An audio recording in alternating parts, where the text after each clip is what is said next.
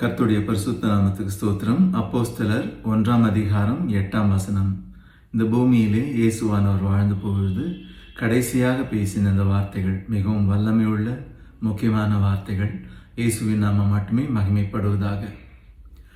பரிசுத்த ஆவி உங்களிடத்தில் வரும்போது நீங்கள் பலன் அடைந்து எருசலேமிலும் யூதேயா முழுவதிலும் சமாரியாவிலும் பூமியின் கடைசி பரியந்தமும் எனக்கு சாட்சிகளாயிருப்பீர்கள் என்றார்.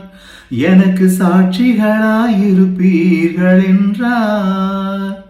பரிசுத்த ஆவி உங்களிடத்தில் வரும்போது நீங்கள் பலன் அடைந்து எருசலேமிலும் யூதேயா முழுவதிலும் சமாரியாவிலும் பூமியின் கடைசி பரியந்தமும் எனக்கு சாட்சிகளாயிருப்பீர்கள் என்றார்.